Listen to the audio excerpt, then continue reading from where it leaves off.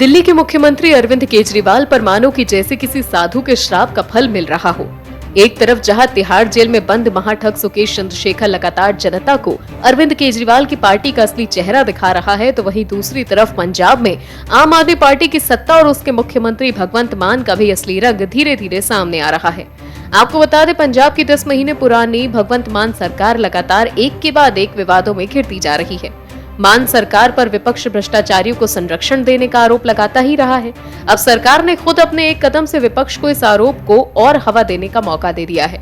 दरअसल सरकार के इन्वेस्ट पंजाब वेबसाइट पर गुलमोहर केस से जुड़ी एक फैक्ट शीट अपलोड कर दी गई है। इस केस में IAS नीलिमा पर FIR हुई है।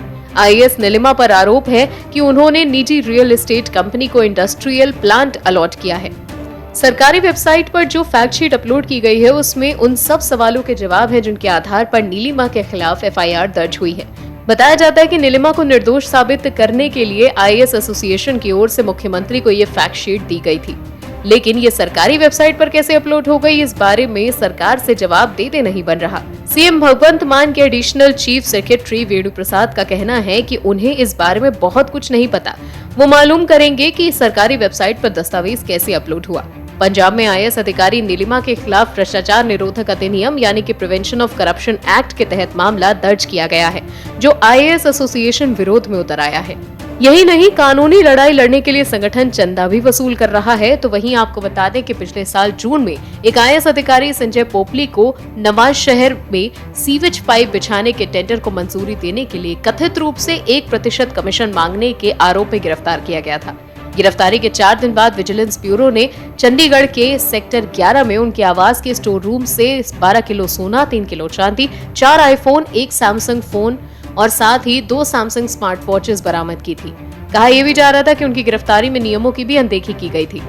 नियमों की अनदेखी के आरोपों की जांच पर मुख्यमंत्री भगवंत मान ने रिपोर्ट तलब की थी, लेकिन पोपली के समर्थन में तब IAS एसोसिएशन सक्रिय नहीं था।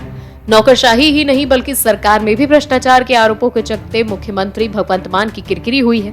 एक ऑडियो क्लिप वायरल होने के बाद भ्रष्टाचार के आरोपों में घिर गए आम आदमी पार्टी नेता फौजा सिंह सरारी को पंजाब कैबिनेट से इस्तीफा देना पड़ा। कथित ऑडियो क्लिप सितंबर 2022 में ही वायरल हुआ था, लेकिन उनका इस्तीफा जनवरी में आया है। हाल ही में मुख्यमंत्री भगवंत मान ने गुजरात में ऐलान कर दिया कि गैंगस्टर गोल्डी बरार अमेरिका में पकड़ लिया गया है और जल्दी भारत लाया जाएगा। मान के इस ऐलान के कुछ ही देर के बाद बरार टीवी चैनल पर दिख गया।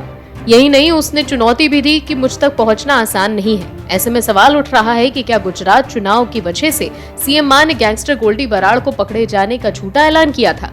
ऐसे में अब दिल्ली के बाद पंजाब में भी आम आदमी पार्टी का असली चेहरा सामने आने लगा है। और भी वीडियोस देखने के लिए चैनल को सब्सक्राइब करें और बेल आइकन को दबाएं।